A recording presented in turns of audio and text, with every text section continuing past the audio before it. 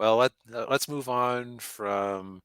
Uh, Actually, both of these do take place in beachside towns mostly, so Oh, okay. we're not entirely out of this because we're Yeah. into an actual movie of quality American fiction. Yeah. So sometimes life is funny because last weekend my parents invited me to go see a movie with them because my mom had wanted to see this because a friend of hers had recommended it. Mm. And she looks it up and goes, "Oh, I'm sorry, but I couldn't find it anywhere local." And I said, "Well, roughly 2 weeks ago, I ended up buying this digitally, thinking I was going to have time to watch it to be a solo review. And so Yeah. I ended up watching with my parents." Yeah. So American Fiction stars Jeffrey Wright, Mm. and the trailer for it has gone pretty far and wide. So I'm going to talk about what the trailer shows and what the movie is actually about, because Okay. there's a little bit of a disconnect. Yeah. So the trailer is, you have a guy who is he is a writer. He's had modest success over the years, but it's clear that he's writing in like what he thinks is intellectual. Mm. And publishers, he's black. Publishers don't want intellectual, like in the movie. He keeps like he's you get the impression his books are very up their own butt, because like Yeah. he keeps doing reworkings of old Aeschylus plays. Which, for those of you who didn't read them in college, Aeschylus's plays are basically noteworthy for being the first full plays we have records of, as I Yeah. recall, Yeah. from the ancient Greek times. It's Mm. like this guy just keeps insisting on reworking Aeschylus plays into novels that are just updated. Um, but so he's having these problems, and he comes across um, what he comes across a book called I think the book was called "We Lives in the Ghetto," Okay. which he reads some excerpts and hears excerpts from the author talking during an interview. Oh, And I'm not going to attempt to recreate these because people would think that I was being a horrible racist. yeah. Yeah. But let's just say it is like the most stereotypical uh, dialogue that's just like is designed. How to put it? To say it unironically, you either are living in those circumstances, you're a virulent racist who thinks of everybody of a certain skin tone as living in those circumstances, or you're a rich person, or you're a guilty person in the publishing industry who wants to elevate voices. Yeah. So Wright's character, whose name is Thelonious, uh, and Thelonious. What's his actual last name here? Oh, did I lose my spot? I lost my spot. I lost my spot, Daniel. Oh no. Oh no. Um, Anyways, his name, I forget his actual last name, but it's like everyone calls him Monk because of the jazz musician Thelonious Monk. Yeah. So that's just his nickname is Monk. So Monk gets drunk one night, and he just writes the most, like, he's like, fine, fine. People want pandery. That's what people think of us. I'm gonna get drunk and write it in one weekend. And he writes a book called My Pathology, spelled with an F. Oh, And like and he immediately has publishers interested in this book. And, he, and the trailer kind of points to he has to decide, is he willing to sell his soul for success? uh, So what I just told you about, I would estimate to be about 30 to 35% of the movie's runtime. okay. Because so what I was describing was what I was expecting, which would have been like a raucous comedy, right? Right. Like you would have spent more time in the publishing part of it and whatnot. Right. Um, Yeah. what this really is a kind of Oscar baity. Um, it's kind of an Oscar baity. You know how there's like a billion movies about rich white families that are having complications and generational conflicts and things like that. Yeah. It's like that, but with a rich upper class black family. Ah, okay. Um, Now, for that part of the movie, I admit to occasionally having moments of going, when are they going to get to the publishing part again? I, I want to see how that's going. Yeah. But like, he has problems with his siblings. He has problems with his mother. Who's starting to suffer from dementia. He has problems with his new lady love who he meets.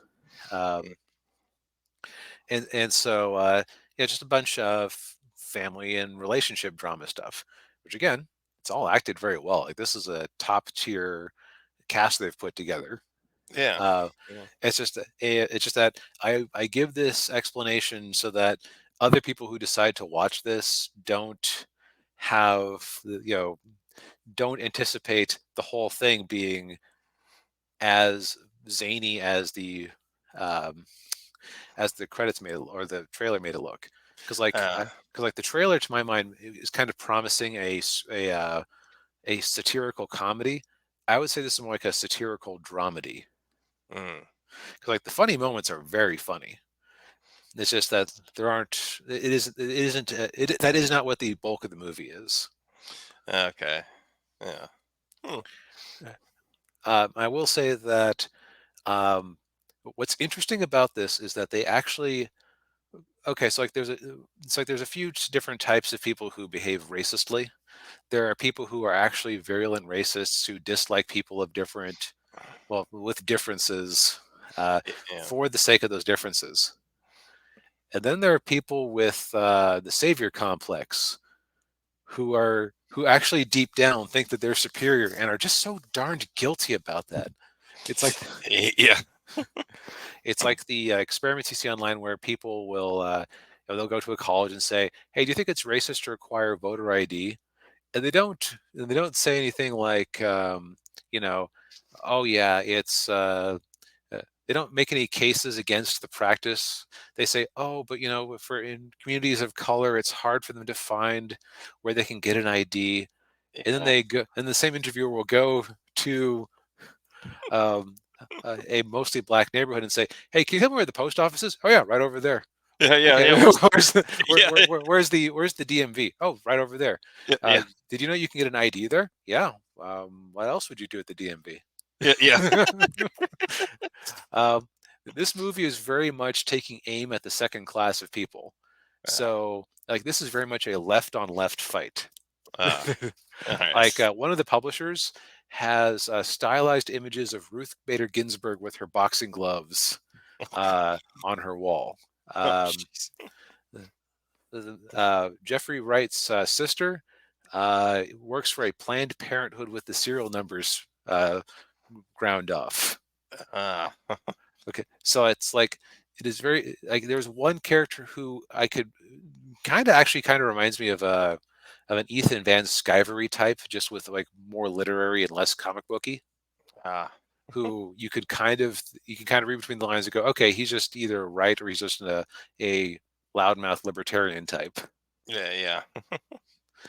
But like like early on, Monk gets in trouble for using the N word in a literary class when he's talking about early 20th century literature. And you have this white girl with like kind of heavyset white girl with colored hair going, yeah, I find that word offensive. And he's like, well, you know what? You'll just have to get used to it. I know I did. Yeah. So I mostly bring this up because it's just kind of interesting, like because the lazy thing to do would just be to castigate like the first type of racism I was talking about. That is not the problem here. This movie is firmly taking its aim at the second type of soft racism, Mm, okay. and it asks interesting questions like, okay, if that's what the public is willing to pay for, should you just cash in? Yeah. Um, are you giving up something of your soul?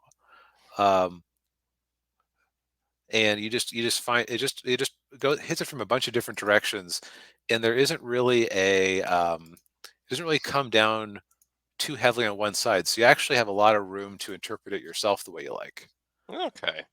if I have one complaint about it, okay, so first complaint about it is that the trailer doesn't really give you the drama angle of it, which understandable because that isn't what's going to put butts in seats, Yeah. and that. But the other thing is that I feel like the ending kind of tripped a bit, it went a bit meta in a way that I'm not going to describe.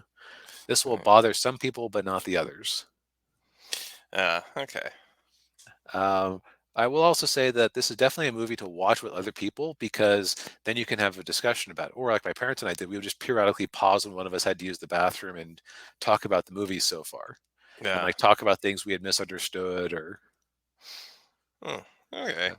Yeah. I was actually very surprised that I knew who Thelonious Monk was when my mom, the music teacher, did not. So she was confused about why everyone kept calling him Monk. Uh, Um, but yeah, I don't know if this got any Oscar nominations, but Jeffrey Wright definitely deserves a lot of praise for basically playing the black version of Kramer. oh yeah. Fraser Crane. Yeah, Fraser. God damn it! This is what happens when I try to review and think of names at the same time. I'm bad with names just in general. Yeah, Yeah.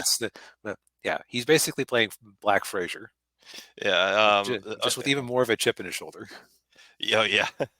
Oh yeah. It looks like it's gotten quite a few. Yeah. It looks like yeah. Best Picture. Yeah. Jeffrey Wright's nominated.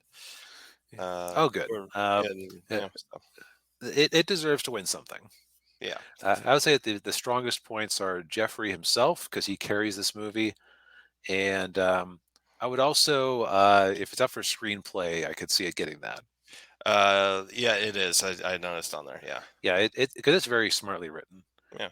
Definitely smarter than Barbie. Definitely smarter than Barbie. This is a low bar to clear, but Yeah.